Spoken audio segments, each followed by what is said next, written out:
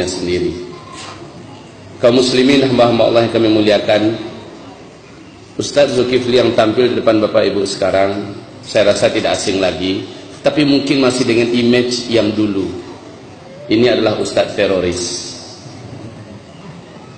Ustadz yang diisukan sebagai Ustadz teroris ini sekarang sudah menjadi guru tetap di Mabes TNI Jakarta.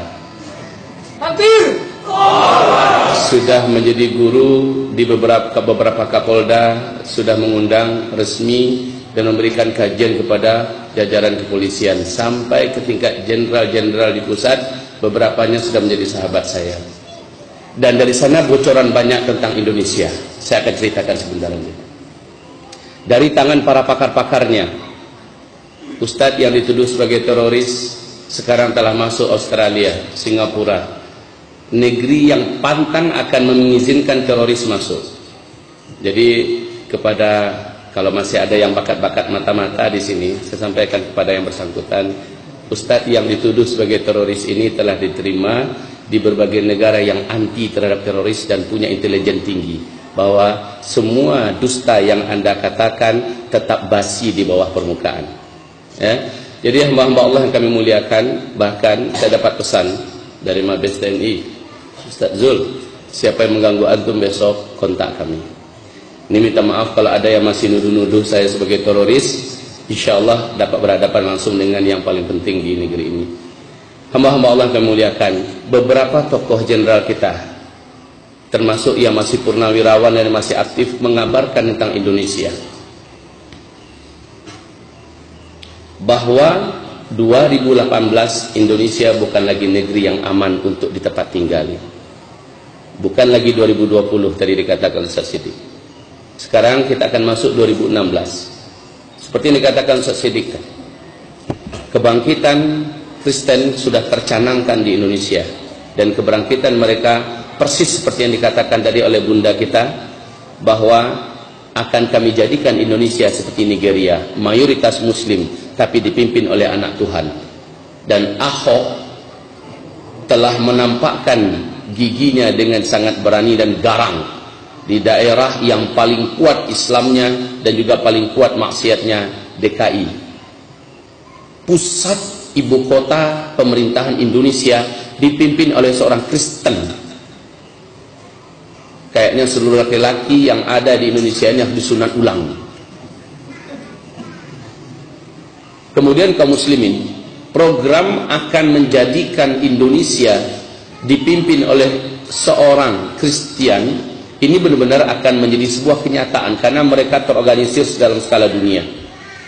Di segi kristenisasinya, seorang pakar misionaris yang memang seorang mantan misionaris akan menyampaikan hal ini secara lugas, vulgar dan tajam pada malam hari ini. Yang kedua, Syiah. Apabila sudah bocor agenda mereka 2020, agenda ini mereka percepat menjadi 2018. Sehingga akhir daripada 2013, saat pertemuan para alim ulama Ahlus Sunnah wal Jamaah di Jakarta, tokoh-tokoh besar kita, dengan beberapa badan intelijen kita dari BIN di Jakarta Pusat, pada akhirnya disimpulkan bahwa sesungguhnya Indonesia akan seperti Suriah dalam 3 atau 4 tahun yang akan datang. Ini akhir 2013 mereka umumkan. Sekarang sudah berlalu 2014, 2015, 2016, maka start 2017 atau 2018 Indonesia akan seperti Suriah atau setidak-tidaknya seperti Yaman. Wal'iyadu billah.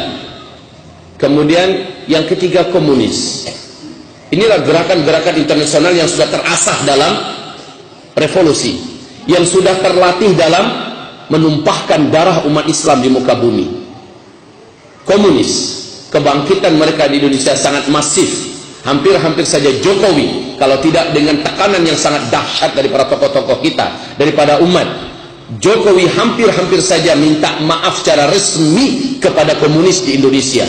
Hampir-hampir saja sejarah komunis yang pernah dihidupkan dalam kurun waktu puluhan tahun di Indonesia dikubur hidup-hidup oleh Jokowi. Karena memang kaum muslimin yang kami muliakan, tidak ada yang dapat menyangkal siapa yang ada di belakang daripada Jokowi. Ini tentang komunis. baik kristenisasi, baik Syiah, baik komunis, tambah kaum liberalis dan pakar-pakar liberal, apalagi baru-barusan ini Siti Musdah Mulia begitu lantang dan lancang berbicara bahwa pendidik pondok-pondok pesantren di Indonesia tidak boleh lagi ada, baik yang dimiliki oleh Muhammadiyah atau yang dimiliki oleh NU atau yang dimiliki oleh pesantren yang lain, karena pondok-pondok pesantren keberadaannya itulah bibit dan biang daripada terorisme di Indonesia. Kemudian dia juga berkata, bahkan harus sekolah-sekolah yang ada di Indonesia pendidikan agamanya ditiadakan. Ini menjadikan seluruh ulama-ulama, pakar-pakar pendidikan Islam di Indonesia kebakaran jenggot dan mengatakan wanita sinting. Tapi kenapa mereka bisa bicara? Ditambah nanti Said Akhil Siraj semakin gila, makin hari makin gila. Hamba-hamba Allah yang kami muliakan, kenapa mereka begitu berani berbicara? Kenapa orang-orang sinting pada berbicara di televisi pada hari ini? Jamaah, oh jamaah. Ini pun dapat teguran keras oleh Majelis Ulama Indonesia, dan seluruh Ahlus Sunnah wal Jamaah minta agar beliau minta maaf secara vulgar secara terbuka di depan media, termasuk di tempat televisi. Saya dengar kabar dalam waktu terdekat jamaah, oh jamaah ini akan minta maaf yang mengatakan bahwa urusan kepemimpinan tidak ada dalam urusan agama. Sudah ya? Masya Allah. Kaum muslimin, ini menandakan apa? Orang-orang sakit jiwa sedang memimpin Indonesia pada hari ini. Oleh karena itu, tim penyelamat Indonesia dari kalangan orang yang masih cinta dengan Indonesia, baik dari kalangan TNI, dari kalangan Polri, tidak sedikit yang sekarang ini mulai bersatu, Ustaz. Jadi kabar gembira untuk kita. Jangan pikir pucuk-pucuk pimpinan itu tidak berpikir tentang keselamatan Indonesia. Mereka berpikir keras bagaimana akan menyelamatkan Indonesia ini. Bukan hanya para alim ulama yang bergerak bersatu sekarang, tetapi juga dari kalangan TNI dan Polri sudah mulai merapatkan barisan antara satu dengan yang lain. Maka rasanya Payakumbuh dan Sumatera Barat jangan ketinggalan kereta lah. Jangan hanya gara-gara satu PKS, satu Ikhwanul Muslimin, satu Persis, satu Muhammadiyah, satu ANI, lalu tidak mau merapat saf antara satu dengan lain. Itu sudah tidak laku lagi. Saya di Australia, Pak, Masya Allah, Masya Allah, kaum muslimin. Saya lihat saudara kaum muslimin kita pedulinya luar biasa dengan Indonesia ini. Saat kedatangan kita ini, baik yang HTI-nya, baik yang PKS-nya, baik yang lain-lainnya, pada mendengarkan bagaimana perkembangan dan nasib Indonesia kita akan datang, mereka serius memikirkan Indonesia. Kalau kita memikirkan Indonesia dan memikirkan nasib bangsa dan memikirkan anak-anak muslim kita di masa yang akan datang, beberapa tahun yang akan datang, Indonesia akan negeri terpanas di dunia, mengikuti Timur Tengah berikutnya. Kita tidak menginginkan, tapi mereka menginginkan. Kita tidak suka keributan, tapi mereka menyalakan keributan. Kita tidak suka perang, tapi mereka menginginkan perang. Dan umat Islam paling anti diajak perang. Tapi kalau sudah diajak perang, pantang untuk mundur. Mereka akan